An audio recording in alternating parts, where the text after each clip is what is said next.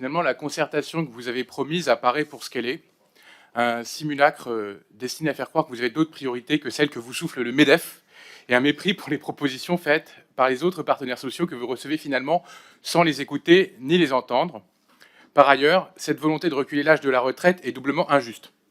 Ces mots, et je préfère citer les grands auteurs dans leur intégralité, même si certains les ont évoqués, Monsieur le ministre, vous les connaissez bien, puisqu'ils sont ceux d'un homme de gauche, d'un élu qui ne négociait pas avec la droite dure, d'un ancien socialiste qui s'identifiait aux principes et aux valeurs de la justice sociale. Injuste. Vous l'aviez dit il y a 13 ans. Comment ne pas faire le parallèle aujourd'hui? Votre réforme, elle est injuste.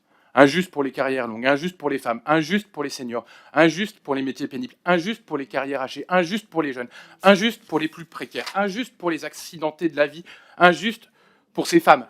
D'abord toutes ces femmes, d'abord les femmes et tous ces hommes, les moins diplômés, aux plus bas salaires, qui devront travailler plus longtemps. C'est la réalité. Et je vous entends protester, chers collègues, mais c'est la réalité pour assouvir votre politique libérale. Injuste pour ces Françaises et ces Français, ces essentiels, ceux que nous applaudissions tous il y a peu, dont les corps sont déjà abîmés, mais que vous allez abîmer encore et encore. Injuste pour le secteur de la dépendance, que vous allez saturer un peu plus. Injuste pour les CAF aussi, parlons-en, que vous allez inonder de nouveaux dossiers RSA après avoir réduit les droits à l'assurance chômage. Quand aujourd'hui on est peu qualifié, quand on vit dans une région en difficulté industrielle, quand on est soi-même en difficulté, quand on a une carrière fracturée, bon courage déjà pour arriver à 62 ans. Alors si vous ne vous écoutez pas, monsieur le ministre, Olivier Dussopt, il y a 13 ans, écoutez au moins le président de la République il y a 3 ans qui prononçait ces derniers mots et renonçait à votre réforme. Parce que vous n'avez de cesse de répéter que votre réforme rétablit un maximum d'égalité. Vous l'avez encore dit il y a quelques instants. Mais cette réforme, tout le monde le constate, elle est destructrice, elle est vide de justice. On le disait, ils sont quasiment aussi vides de justice que l'étaient les membres du groupe Horizon, puisqu'il n'y aura même pas d'orateur d'un des membres majeurs de votre majorité pour soutenir ce texte. C'est malheureux. Mais nous démontrerons, nous, ce vide, ce déni de justice dans les débats à venir. Les plus fragiles, votre préoccupation constante, disiez-vous tout à l'heure, seront les plus touchés. Et vos mots creux ne suffiront pas à faire paravent à la réalité subie dans leur chair par les Français. La tentative d'hypnose à laquelle nous vous avons assisté tout à l'heure n'a pas fonctionné, et je vous rassure. Votre discours est creux. Mais permettez-moi aussi de regretter l'instrumentalisation de certains sujets, comme celui des TUC. Pas besoin de repousser l'âge de départ à la retraite, qui pèsera sur la génération des TUC, puisque ce sont ces jeunes travailleurs des années 80 qui sont aujourd'hui aux portes de la retraite, qui vont certes se voir reconnaître quelques petits trimestres qui leur sont dus, rappelons-le, ce n'est que justice rétablie, mais qui devront en contrepartie passer à les travailler. C'est ça la réalité de votre réforme pour les TUC. Alors, j'aurais aimé qu'on ne fasse une réforme que pour les TUC, ça aurait été, pour le coup, justice.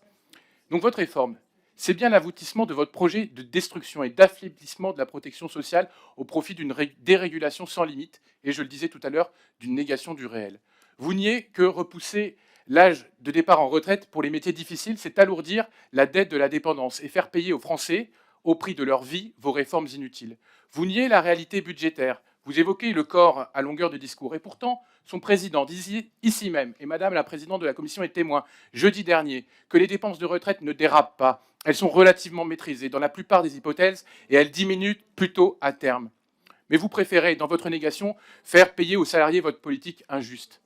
Permettez-moi de convoquer, j'aime cet auteur, le même auteur finalement que le premier, c'est vous-même, Monsieur le Ministre, votre réforme.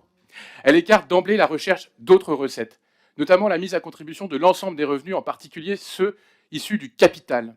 Entre les niches fiscales et boucliers du même nombre, c'est un peu obsolète, beaucoup pourrait être fait pour que l'effort ne porte pas une fois de plus sur les seuls salariés. Parce que votre réforme, elle porte uniquement sur les salariés.